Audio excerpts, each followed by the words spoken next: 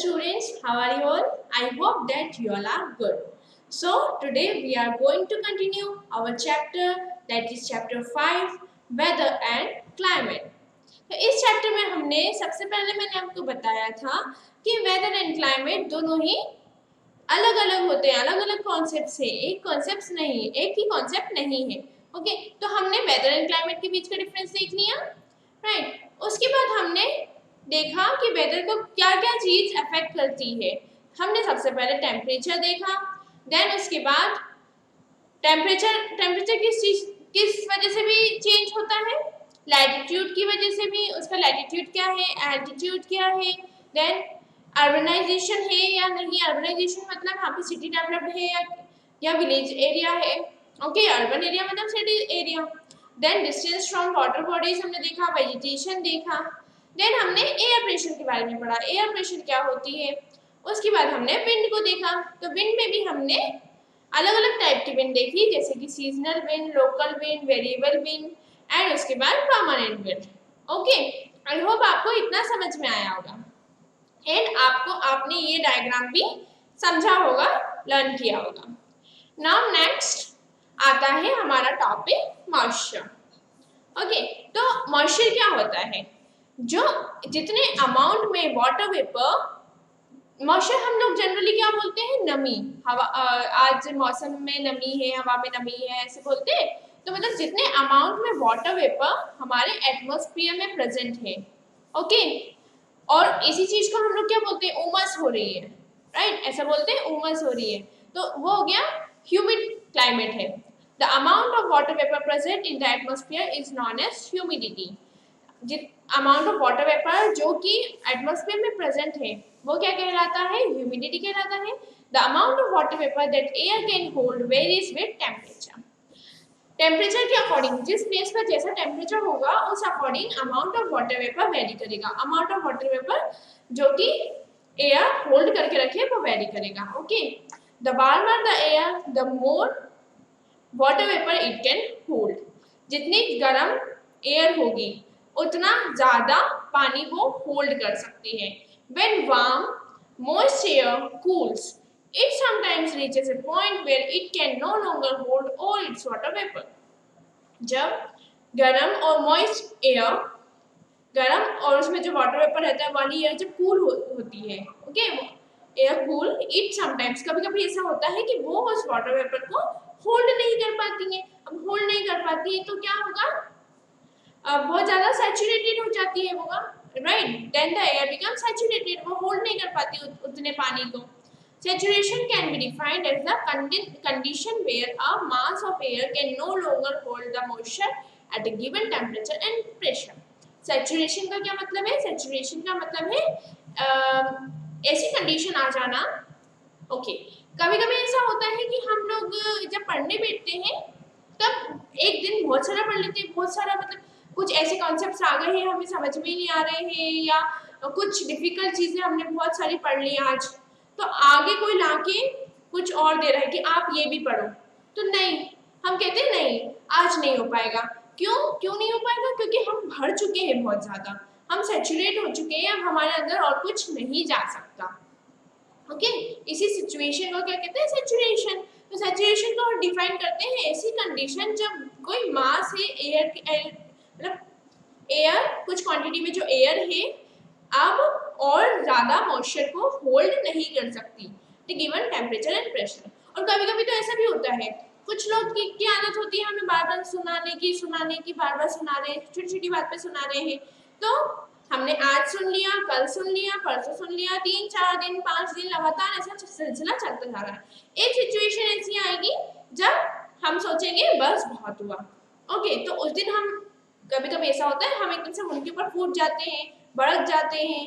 Okay, तो मतलब क्या हो रहा है, हम एकदम सैचुरेट हो चुके हैं, अब हमसे और नहीं झेल रहा, अब हमारे अंदर और सहन नहीं कर सकते, हम सहन नहीं कर सकते और ज्यादा। ओके, वही सिचुएशन क्या होती है, सैचुरेशन की सिचुएशन होती है। ओके, तो सैचुरेशन को हम डिफाइन कर सकते हैं ऐसी कंडीशन, एयर के कॉन्टेक्स्ट में हम डिफाइन कर रहे हैं कि ऐसी कंडीशन जिसमें मास ऑफ एयर अब मॉइस्चर को होल्ड नहीं कर सकता, जो टेम्परेचर और प्रेशर है उस पे, ओके, जो गिवन टेम्परेचर प्रेशर है उस पे अब वो मॉइस्चर को होल्ड नहीं कर सकता।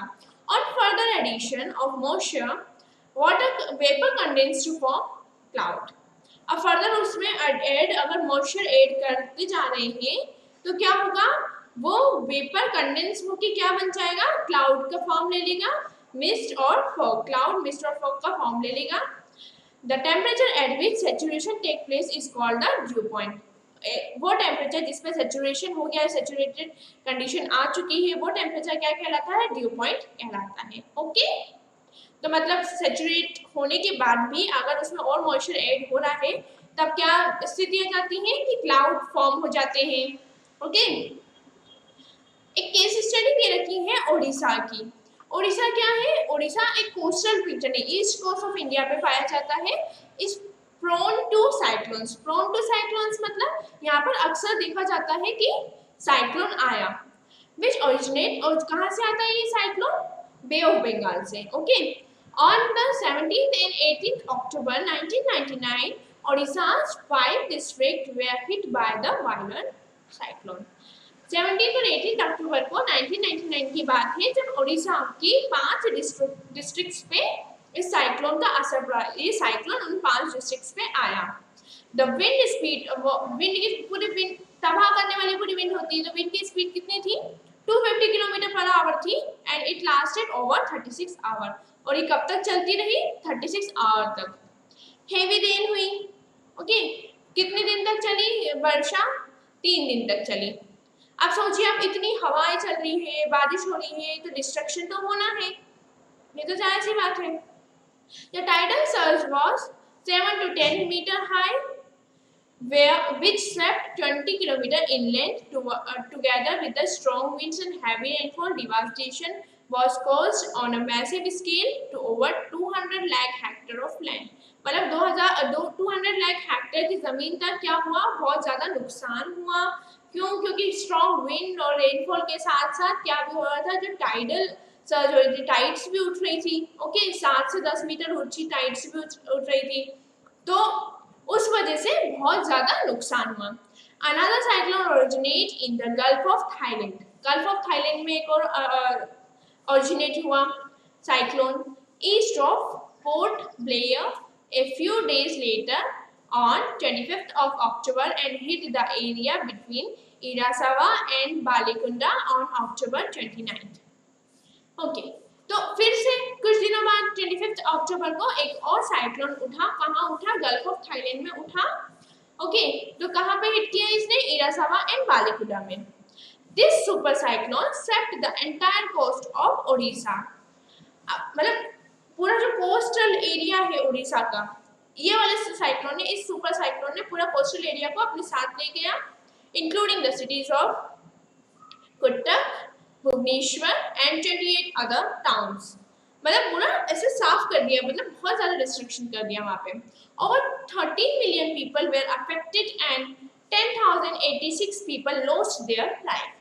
मतलब कितने लोग मर गए इसमें, 10,086 पीपल लॉस्ट देयर लाइफ और 13 मिलियन पीपल को नुकसान हुआ। फार्मलैंड केम अंडर वाटर, और जो खेती की जगह थी वो भी पूरी पानी के अंदर आ गई। लाइवस्टॉक पेरिश्ड, जो लाइवस्टॉक है, जो हैंड कैटल ये सब जो है वो भी मरे। And property and industrial areas were damage. Power supply, अब इतना पानी वर्षा सब कुछ जनरली हम लोग देखते हैं, हमारे जो उसकी बारिश होती है तो पावर कट हो जाता है, इलेक्ट्रिसिटी नहीं होती है घर में, है ना, लाइट नहीं होती है। तो अब सोचिए, अब इतना ज्यादा बारिश हो रही है तो क्या पावर सप्लाई रहेगा, नहीं रहेगा। Power supply and telecom lines, even जो फोन की टेलीकॉम लाइंस भी है वो भी खराब हो गई। Drinking water was contaminated, drinking water भी खराब हो गया।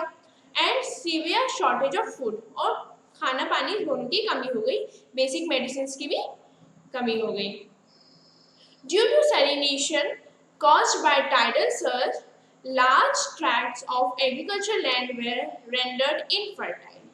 जो टाइडल सर्ज जो हो रहा था, टाइड जो उठ रही थी, वो जो फार्मलैंड्स पे आई, उस वजह से क्या हुआ, जो सैलिनिटी है सॉइल की वो बढ़ गई और लैंड इनफर्टाइल हो गई। लैंड फर्टाइल नहीं बची, इनफर्टाइल हो गई, क्योंकि उसके साथ भी जो पानी अपने साथ क्या करता है, सॉइल इरोजन पानी करता है, हमने पढ़ा है सॉइल इरोजन पानी की वजह से होता है। तो पानी अपने साथ सॉइल की लेयर को ले जाता है, तो उसमें क्या होता है, जो उसमें बेसिक मिनरल्स जो सॉइल में प्रेजेंट है, जो प्लांट के लिए जरूरी है, वो भी चले गए, तो सॉइल क्या हो गई, इनफर्टाइल हो गई। Okay, forest and plantations of sal, teak, bamboo disappear. The mangrove forest between Paradip and Konark vanished। मतलब जो फॉरेस्ट है वो भी पूरे तबाह हो गए, वैनिश हो गए। The damage was colossal and it almost broke the backbone of Orissa. बहुत ज्यादा नुकसान उड़ीसा में इसकी वजह से हुआ। ओके, तो अभी हम क्या टॉपिक पढ़ रहे थे, अभी हम लोग कंडेंसेशन सैचुरेशन के बारे में पढ़ रहे थे। ओके, आई होप आपको सैचुरेशन की कंडीशन समझ में आई होगी। अब हम देखते हैं कंडेंसेशन। कंडेंसेशन मतलब क्या, हमने पहले भी पढ़ रखा है। कंडेंसेशन तो कोई नया टर्म नहीं है। कंडेंसेशन का मतलब होता है कि जब वाटर वेपर कूल होके वापस पानी में कन्वर्ट होता है। ओके, उस प्रोसेस को हम कहते हैं condensation. Water vapour being lighter reach high up in the sky. Water vapour क्योंकि लाइट होता है तो वो ऊपर स्काई की तरफ बढ़ता है। Cool air cannot hold as much water vapor as warm air, so the vapor condense। Okay, तो cool air जो है, जो ठंडी एयर है, वो हमने अभी देखा जितनी गर्म एयर होगी उतना ज्यादा वाटर होल्डिंग कैपेसिटी उसकी होगी। तो जो कूल एयर है ऊपर जाएगा, वाटर वेपर लाइट है क्योंकि, तो कूल एयर जो है वो पानी को होल्ड नहीं कर पाती है, तो ऑटोमेटिकली क्या होगा, जो वाटर वेपर है वो कंडेंस हो जाएगा। ठीक है, They cluster around the dust particles present in the air and form big mass called clouds। और इसी से क्लाउड बनते हैं। वो वहां पे जो डस्ट पार्टिकल्स प्रेजेंट हैं, ओके, जो डस्ट पार्टिकल्स ऊपर प्रेजेंट है उसके साथ मिक्स हो जाएगा पूरा, और क्या बड़ा सा क्लाउड बना लेगा, बादल बना लेंगे। क्लाउड क्या है, cloud is a visible mass of water droplets. Cloud क्या होते हैं, वाटर ड्रॉपलेट का ही पूरा बना हुआ रहता है, water droplet and dust particles का, उसका एक विजिबल मास है, और frozen ice crystal suspended in the atmosphere above the surface of the earth, जो कि वहां पे ऊपर सस्पेंडेड है, अर्थ के ऊपर सस्पेंडेड है, वही क्या है, क्लाउड है। While a majority of clouds form in the troposphere, और ये सब डस्ट पार्टिकल्स भी कहाँ रहते हैं, ट्रोपोस्फियर में रहते हैं। तो जब बहुत majority of clouds form in the troposphere, there are occasions where clouds in the stratosphere and mesosphere are observed। Okay, अधिकतर क्लाउड्स कहाँ पे मिलते हैं, ट्रोपोस्फियर में, और कुछ कहीं कभी कभी स्ट्रेटोस्फियर एंड मेसोस्फियर में भी ऑब्जर्व किए जाते हैं। The amount and type of clouds cannot be measured by instrument, so meteorologists record them by observation। ये किसी इंस्ट्रूमेंट से मेजर नहीं होते, तो उनके ऑब्जर्व करके ये लोग रिकॉर्ड करते हैं। Okay, clouds can be classified on the basis of their height, shape and form. Clouds को भी उनके शेप के अकॉर्डिंग, उनकी हाइट, कितनी हाइट पे बने हुए हैं एंड कैसे बने हुए हैं, इस तरीके से क्लासिफाई किया जा सकता है अकॉर्डिंग टू हाइट। हाइट के अकॉर्डिंग कि कितनी हाइट पे है, वो 3 टाइप के होते हैं, high, medium and low. Okay, ज्यादा ऊंचा, medium and low. On the basis of their form and shape they are cirrus, alto and stratus. Okay, अभी आपको यही जानना है कि कितने टाइप के होते हैं, हाइट के अकॉर्डिंग 3 टाइप के होते हैं, and on the basis of form and shape भी 3 टाइप के होते हैं। Okay, cirrus and alto, stratus. Next आता है precipitation. Precipitation is any form of moisture which falls on the earth। अब कंडेंस हो गया है, अब क्या होगा, धरती पे गिरेगा, राइट। तो प्रेसिपिटेशन कोई भी फॉर्म मॉइस्चर का जो अर्थ पे गिर रहा है। दिस इंक्लूड रेन, रेन हो सकता है, स्नो के फॉर्म में हो सकता है, हेल, स्लीट, फॉग, किसी भी फॉर्म में हो सकता है, mist, due, Frost. Okay, Most of the groundwater comes from rainwater। Most of the groundwater कहाँ से आता है, रेन वाटर से ही आता है। ग्राउंड वाटर जो जमीन के नीचे है, वो जमीन के नीचे कैसे पहुंचेगा, जब सॉइल से पेनिट्रेट होकर अंदर जाएगा। सॉइल से पेनिट्रेट कैसे होगा, जब सॉइल पे पानी पड़ेगा, और अधिकतर कहाँ से, क्या उस चीज का सोर्स क्या है, रेन वाटर है। When the moisture in the air condense, जब मॉइस्चर एयर में जो कंडेंस हुआ, अभी हमने पढ़ा कंडेंसेशन के बारे में, जब वो मॉइस्चर कंडेंस हुआ closer to the ground and mix with the dust in the air. It form mist and fog. Okay, ओस की बूंदे जो आप देखते हैं, मिस्ट एंड ओस की बूंदे जो आप देखते हैं, ओके, तो वो चीजें फोग आप जनरली ठंड के टाइम में देखते होंगे कि सुबह सुबह हमें कोहरा रहता है सभी दूर, राइट, तो वो चीजें बनती है जब वो क्राउन के पास कंडेंस होते हैं। तो when a warm moist air mass blow over A cold surface, usually snow or ice or over a cold ocean surface, it causes fog. जब कोई सी वार्म मॉइस्ट एयर मास कहाँ पे फ्लो करी, cold surface के ऊपर, cold surface के ऊपर अगर वो ब्लो कर रही है तो वो क्या करेगी, फॉग क्रिएट करेगी। This thick fog can reduce visibility only up to few feet, कुछ फीट तक ही थिक फॉग जो है हमें हमारी विजिबिलिटी मतलब हम लोग देख नहीं पाते। आप लोग सुबह मॉर्निंग टाइम में आप उठ के अगर बाहर देखते हैं, विंटर टाइम में, विंटर में अगर हम ज़्यादा जल्दी सुबह उठते हैं तो आप देखेंगे कि आपको कोहरा दिखता है, कुछ आगे का दिख नहीं पाता है, वो इस वजह से ही दिख नहीं पाता क्योंकि कोहरा है। Okay, mist is a thin fog resulting from condensation in the air near the earth surface. Mist क्या है, थिन फॉग है। When the water vapor in air cools down, it condenses to form dew drops on the grass. और mist आपको कैसे दिखती है, आप सुबह सुबह जाइए, गार्डन में जाइए सुबह सुबह, ओके, तो आपको पत्तों के ऊपर छोटी छोटी ड्रॉपलेट्स देखने को मिलेगी पानी की। ऐसा लगता है जैसे खिल गए हैं वो इन ड्रॉप से, मतलब कोई ने आगे पानी छिड़क दिया इनके ऊपर, वो पानी कोई ने छिड़का नहीं है, वो क्या हुआ, ड्यू ड्रॉप्स आ गई हैं, मिस्ट है वो। ओके, स्नो क्या है, snow is a form of, snow क्या है, क्रिस्टलाइन आइस, आइस के फॉर्म में जो होता है snow, consisting of multitude of snowflakes that fall from the ground. Okay, तो स्नो जो है वो आइस के फॉर्म में होता है, स्नोफ्लैक्स इसमें रहते हैं। Next, it forms in the cold region where the temperature, और ये कहाँ पर पाई जाती है, जहाँ पर टेम्परेचर जो है 0 डिग्री से भी कम है। Sleet are transparent icicles resulting from the freezing of raindrop on freezing of melted snowflakes, okay, और freezing of melted, जो चीज जो रेनड्रॉप्स फ्रीज हो जाते हैं या फिर जो स्नोफ्लैक्स जो मेल्ट हो चुके हैं वो फ्रीज हो जाते हैं तो बर्फ जैसे बन जाते हैं, उन्हें क्या कहते हैं, स्लीट कहते हैं। हेल क्या है, hell is a form of solid precipitation which consists of balls or कभी कभी आप देखते हैं ना, क्या बोलते हैं हम लोग, ओले गिरे, क्या गिरे, जिसने फसलों को खराब कर दिया, बर्फ के टुकड़े गिर रहे हैं, ओले गिर रहे हैं, वही हेल होते हैं। Okay, hell is a form of solid precipitation which consist of balls, balls की शेप में होते हैं या फिर कोई इरेगुलर शेप में होते हैं, lumps of ice.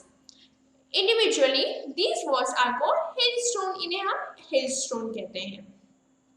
Frost consist of ice crystal which are deposited on cool surface when temperature are below freezing point in calm atmospheric condition. Frost जो है इसमें भी आइस क्रिस्टल होते हैं जो कहाँ डिपॉजिट हो जाते हैं, कूल सरफेस पे डिपॉजिट हो जाते हैं।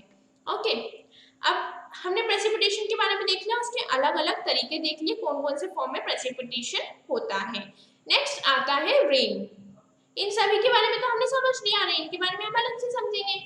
When the cloud reach high altitude or are forced to rise due to high mountains, they change into water droplets forming rain. जब एक क्लाउड्स जो है वो हाई ऊंचाई पे पहुंच जाते हैं और या फिर उन्हें पहुंचाया जाता है, जैसे हाई माउंटेन्स आ गए तो उस वजह से वो ऊपर और ऊपर पहुंच गए, दे चेंज इनटू, किसमें बदल जाते हैं, वाटर ड्रॉपलेट्स में बदल जाते हैं और उससे रेन होती है।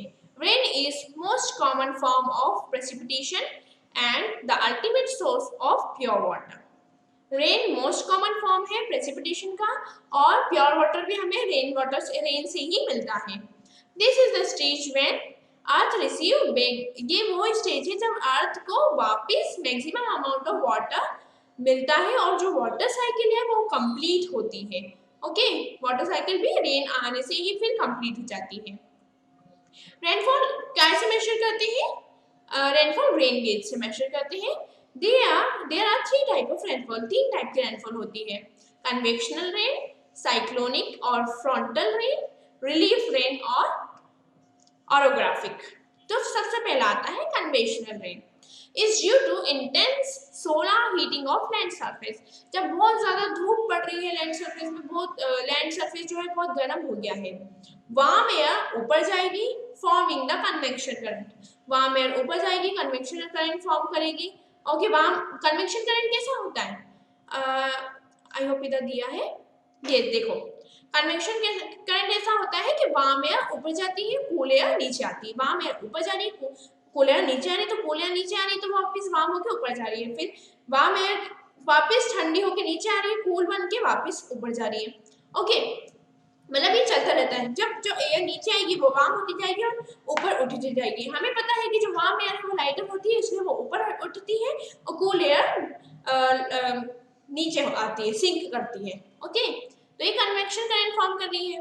When due points is reach large cumulonimbus clouds are formed.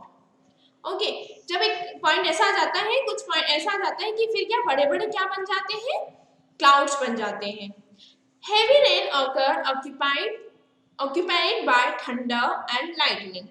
Okay, तो गड़गड़ाहट और बिजली के साथ पानी आता है। It commonly occur in warm heated areas of world in equatorial and tropical regions and in temperate areas in summer. Okay, तो कहाँ पर पाई जाती है इस टाइप की रेन, जो गर्म एरियाज है, हीटेड एरियाज है वर्ल्ड के, और जो इक्वेटोरियल एंड ट्रॉपिकल रीजन है, एंड समर सीजन में कौन से टेम्परेट एरियाज में पाई जाती है। नेक्स्ट आती है फ्रंटल रेन। फ्रंटल रेन क्या होता है, frontal rain occur due to the meeting of warm and cold air mass. Warm और कोल्ड, गर्म और ठंडा एयर मास जब मिलता है, the point where the warm mass of air meet the cold mass of air is called the front. Okay, जहाँ पे गर्म मास ठंडे से मिलेगा, वार्म एयर और कूल एयर मिल रही है, तो ये क्या कहलाएगी, ये एरिया फ्रंट कहलाएगा। Okay, the warm air mass is forced to rise over the cooled air mass and get cooled. तो वार्म एयर तो लाइट होती है, तो वो कोल्ड एयर के ऊपर जाएगी, ओके, राइज होगी ऊपर, और वो भी कूल हो जाएगी। वाटर वेपर कंडेंस, और वाटर वेपर क्या हो गया, फिर कूल हो रही है तो वाटर वेपर कंडेंस हो जाएंगे to form rain. This type of rain form rainfall is more common in tropical and temperate zone. World के जो ट्रॉपिकल और टेम्परेट जोन है वहां पर ये कॉमनली पाई जाती है। It is associated with cyclone in the tropical region and depression in the temperate zone. Okay, किस चीज से एसोसिएटेड है ये, cyclone in the tropical region and cyclone in the tropical region and depression in the temperate zone. Next आती है relief और orographic rain. Relief और orographic rain कब occur करती है, जब onshore moisture laden winds are forced to rise due to hill or mountain range. Okay, relief और orographic rain occurs when onshore moisture, मतलब जो land पे occur होता है वो moisture जिस wind के साथ forced to rise due to a hill or mountain range. हिल और माउंटेन रेंज की वजह से वो उसे ऊपर उठना पड़ता है। As the air rises, जैसे एयर ऊपर राइज, क्योंकि माउंटेन आ गया तो अब उसको जगह नहीं मिल रही जाने की, तो कहाँ ऊपर राइज करेगा, हवा ऊपर उठेगी, है ना। As the air rises, it cools and condenses. अब वो ऊपर उठ रही है तो वो कूल ठंडी होगी और कंडेंस होगी। Clouds form and precipitation occur in the windward side. जो विंडवर्ड साइड है, विंडवर्ड साइड मतलब जहाँ से जिस डायरेक्शन से एयर ओरिजिनेट हो रही है, एयर ऊपर उठ रही है, उस डायरेक्शन, वो डायरेक्शन विंडवर्ड साइड है, तो वहाँ पे क्लाउड्स बन जाते हैं। और जो लीवर्ड साइड है, लीवर्ड साइड मतलब जिस डायरेक्शन में वो एयर जा रही है, is the rain shadow area. Okay, वहाँ पे वो रेन शेडो एरिया होता है। Here the descending winds are warmer with hardly any moisture, hence little or no rain. तो विंडवर्ड साइड पे तो एयर वो हो जाती है रेनफॉल, पर जो उसके अपोजिट लीवर्ड साइड होता है वो रेन शेडो एरिया होता है, वहाँ पे रेनफॉल नहीं होती। ओके, तो ये हो गई 3 टाइप की रेन। आई होप आपको ये चैप्टर वेदर एंड क्लाइमेट समझ में आया होगा। We have completed all its concept. So now we will meet in our next lecture with our next topic. Till then, thank you and have a nice day.